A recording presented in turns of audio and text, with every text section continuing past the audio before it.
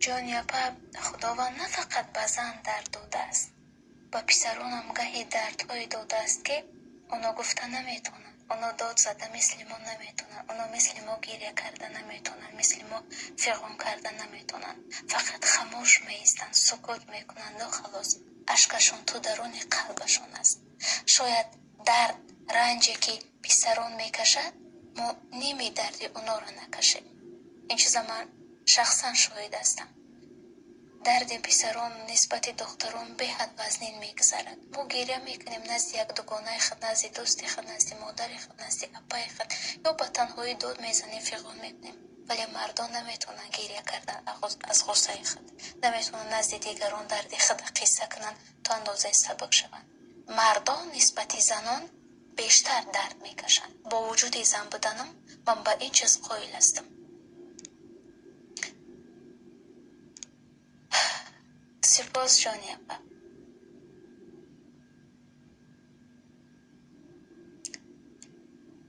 ما به مهر نیستیم، ما همیشه با آنهای با مهر هستیم که با ما نزدیکی دارند و ما را هیچگاه فراموش نمیکنند.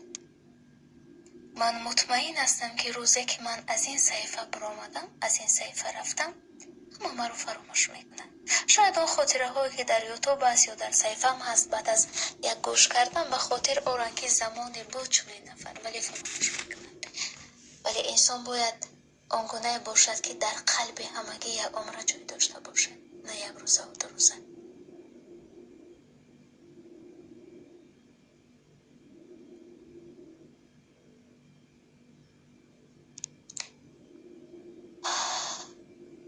علیکم سلام.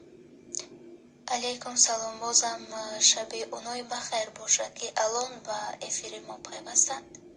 مرحمت خواستیم یک صحبت آزاد همراه شما دایر کنیم. من الان رفتنی نیستم، من فقط همین چیزا گفتنی هستم که مثلا روزی که من این صفحه میبرم اما روز همه مرا فراموش میکنند.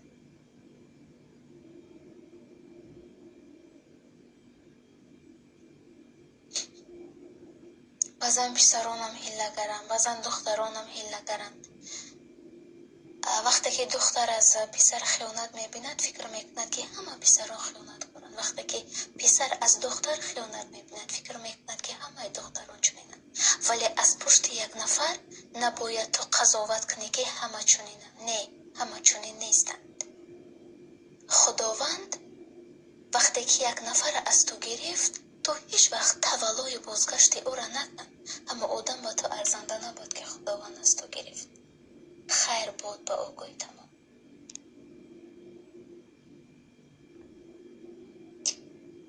سپاس جان یپا، انشاءالله امید داریم.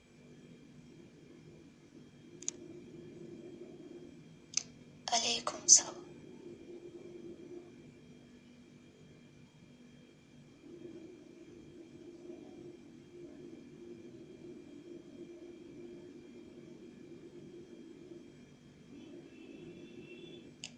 سودا 99 اینجا در نه رادیوی رادیو وطن. سودا خواهری برادری میدونی در زندگی خداوند بنده هایی را که دوست میداره به حد امتحانای سخت میکنه. پدرت میگیرد، مادرت میگیرد، عزیزانت میگیرد. هر نفری را که تو دوست میداری و با او دل میبندی او را از تو میگیرد. هر نفری را که تو دوست میداری، زیرا دردی نفرانی نزدیکی که تو از دست میدی از همه سخت‌ترین درد آن همین درد است. وقتی یک نفری نزدیک تو دست میدی، تو هیچ وقت نه به درگاه خدا بنال و نه دامنگیر تقدیر باش و نه در نزد یک کس از درد خود بگو. با تنهایی نشین با خدا صحبت کن و هزاران بار شکر کن که تو را از این بدتر نکرده است. تو پای روان داری، دست داری، چشم بینا داری، زبانی گویا داری. از این دیدن نعمتی بالاتری تو این زندگی نیست. شکر خداوند که ما امروز در زمانی هستیم که ما تاجیک مثلا ما آزادیم برای اسلام قبول کردن. ما شکر که ما در دولت های اروپا به دنیا نامدیم و وای نرسیدیم که اونا چقدر از خدا بیخبرن، از خدا دارن. برای این چیز ما باید شکر نکنیم. هیچ وقت نه از یتیم بودنت بنال و نه از اونی که از یگان نزدیکت مهر ندیدی. از یگان تا این ننال، زیرا خداوند هر لحظه، هر ثانیه، هر دقیقه با تو از کنار تو است. وقتی سر جانماز میشینی و سجده میکنی، وقتی سجده میکنی فکر کن که خداوند در همون پیش تو نشسته است و تو با او سجده میکنی. چقدر خوش است نه؟ همین چیزا فکر کن و شکر کن. باقی یکون چیز دیگر فکر نکن. کی را از دست دادی؟ در زندگی چه سختی دیدی؟ با گذشته الوداع گو.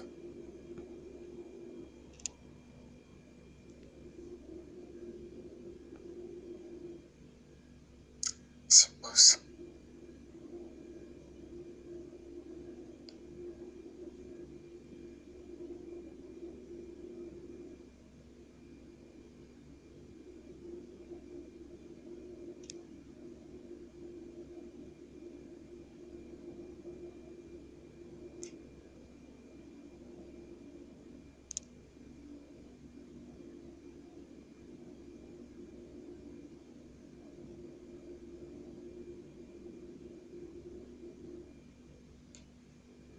در اینجا یک برادر من ناظر سایت شدیده، من بگذار نمیگم.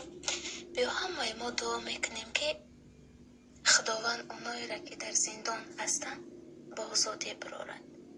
یه روز یک برادر به من نویست، اون کس در زندان بودن و میدونید من از شنیدن این چیز به حد غمگین شدم.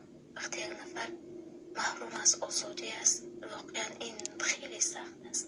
بیا همه دعا میکنیم تا اون برادران، اون اباهایی که در زندان هستن، خداوند با اونا آزادی عطا کنه تا هر آرزو و هر نیتی خیر نیکی که دارن توانن که عملی کنن.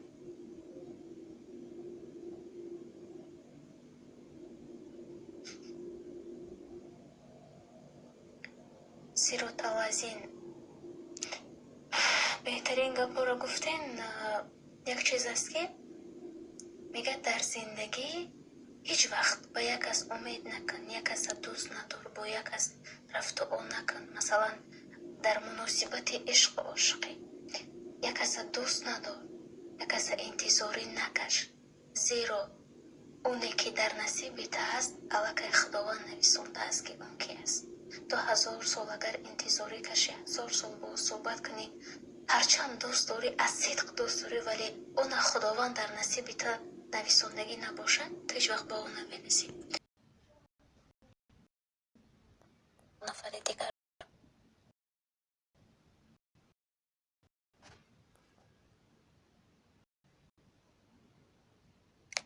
علیکم سلام و مردم بزرگ.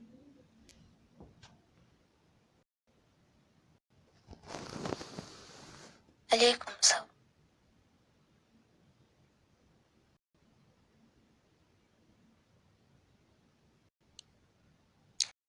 اساسا اگر گیریم عشق امتحان است. اگر که دوست داشتن حلال می بود و خداوند این چیز اجازت میداد، در قرآن می آورد که دوست دارید بعد گیرید. لیکن در قرآن آورده نیست که دوست دارید بعد گیرید. گفتگی که وقتی پیش از اوله داشتن، مثلا حق داره که با اشتراک یک نفر تو بینی پسر داره، دختر پسر، و این هم با اشتراک یک نفر دیگر.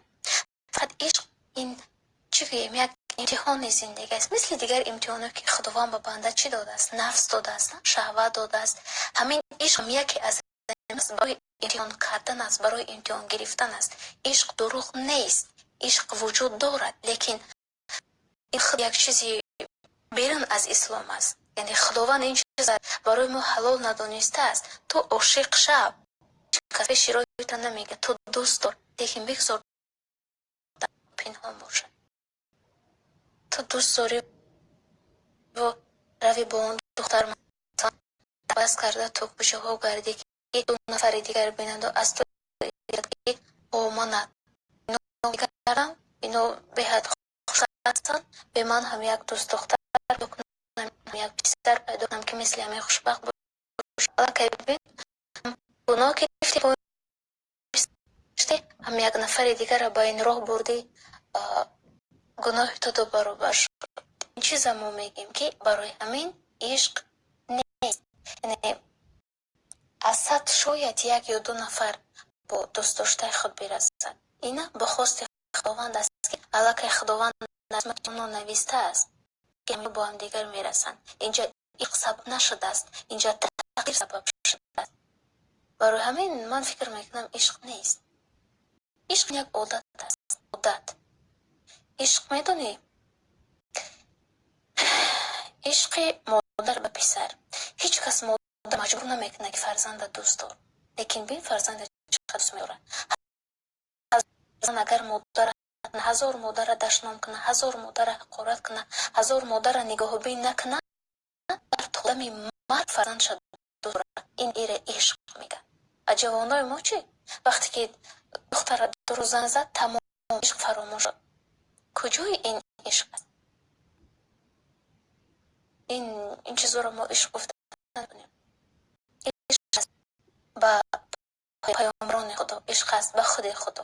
инора ишқ мегӯяд. ишқе ки худованд ҳалол донидааст, ба ино абадӣ ҳастанд.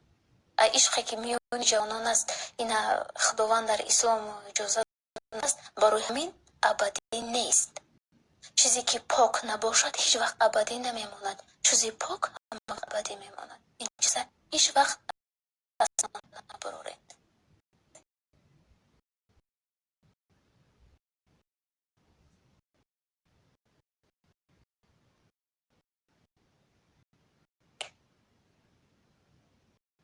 барои ҳамин пеш аз оне ки дӯст дорӣ, аввал биандеш. биандеш ки хайр нест. ту чӣ дӯст дорӣ, чӣ надорӣ, ҳамон дар тақдир бошда мегириш, дар тақдират набошад, агар 10 сол дӯст, 10 сол интизорӣ каш, намегириш. ту ба худо бовар дорӣ? агар ба худо ки бовар дошта бошӣ, ин чиза худат қазо.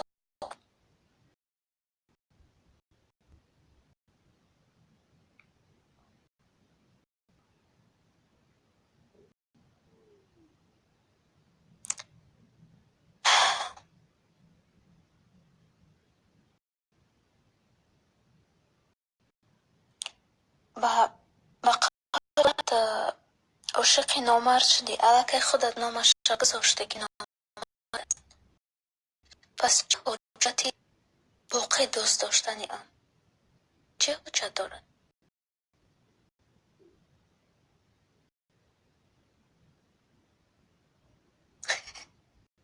مرحمت موضوع شما عوض کنید، من در دل خود موضوع گپ میزنم. عوض کردن موضوع از شما وابسته است. امین همه آدمایی که در سایت من، در صفحه من ابونه هستن، همه اونا فکر میکنم عاشق هستن، برای که ترانه‌های من اکثر در موضوع عشق و عاشقی هستن. به همین خاطر همه اونایی که در صفحه من ابونه هستن، همه اونا عاشق هستن و همه وقت در موضوع عشق و عاشق صحبت میکنن و این چیزا صحبت کردن دوست میدارن. و من همه وقت آماده هستم که با اونایی که در حالت وزنین هستن،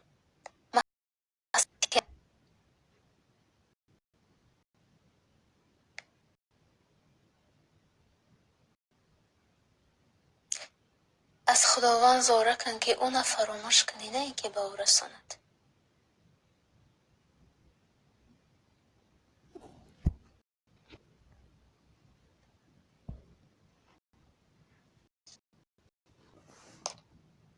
درباره حیات باشد، درباره حیاتی رو میخوایی دانستن. چی بیشتر برای شما جلب کننده است از نگاه شما؟ من اگرچه به حیاتی مستقلانه قدم گذاشته باشم، ولی تا اندازه که دیدم و از دیگران وقت تجربه کردم قسم میکنم.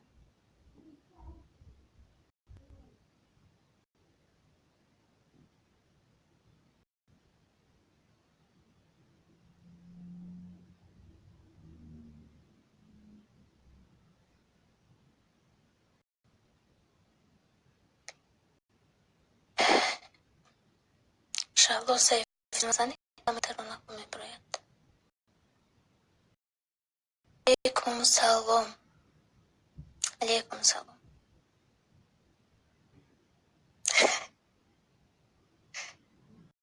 من در بابتی که چی کار کنی عاشق شوی همین چیزا میگم که هیچگاه عاشق نشم. فقط عاشق اون دختری شو که آینده زوجت میشود.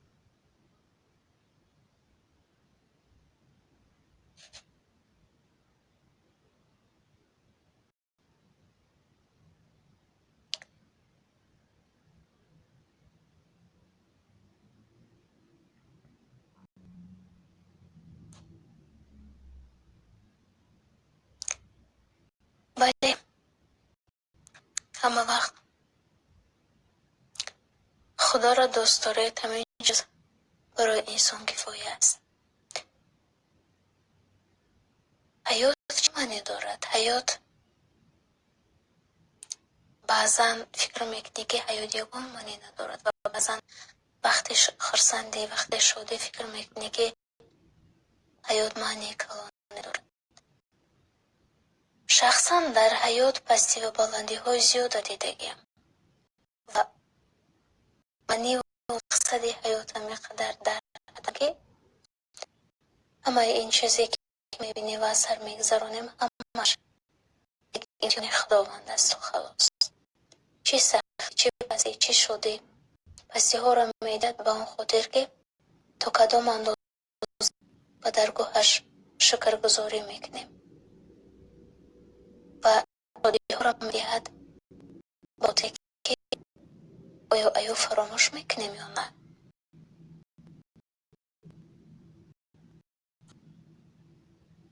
به می خاطر همه وقت شکرگزار باشید به درگاه خدا فراموش نکنید. چیزی که من میگم اگر از آنو باعثی رنجشی برمشته باشد اولا عذر میخوام و بعدا همین چیزا گفتنی هستم که در زندگی همه وقت بختتان استوار باشین، بختتان باری داشته باشین. وقتی میبینی که قلبتان دلتان میشود پیشتان که برا وابسته شود از آن داره کنید، از آن دست کشید.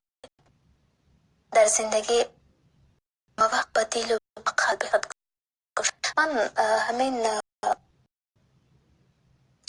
جمله را در بسیار جاها خوندگی بودم و از دوران که علاقه میدونستم که بسیار میگفتن که قلب یعنی پاک است، همه وقت نیتی دارد، نیتی پاک دارد و هر چیزی که قلب میگوید با گفته قلب کنید و بعضا قلب نیز از اداره ما میبرد و قلب از حالتی بوده خود میشود. مثلا آدمی که دوست میدن وقتی قلبشون نگوش میکنن قلب نمیخواد که دوستشون فراموش کنند. یعنی در این حالت قلب گوش کردن هم معنی ندارد. این همه وقت با قلب و عقل همین باید در فرم. فقط دلم گوش کردن بعضا دلم از اداره ما میبراید. بعضا دل به گفته ما چشم دیگر چیز میخواهد، زبان دیگر چیز میگوید، دل دیگر چیز طلب میکند.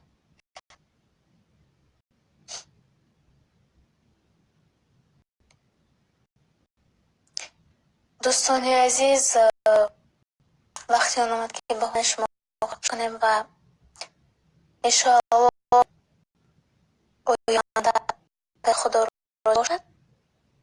یکان وقتی مناسب باز هم بخش مستقیم کنیم با شما صحبت آزاد میگذرانیم، چون امروز فرصت اندک بود و هر قدری که تونستیم با شما صحبت آزاد میگذرانیم. اگر یکان گپی ناجا گفته باشیم عذر زیاد.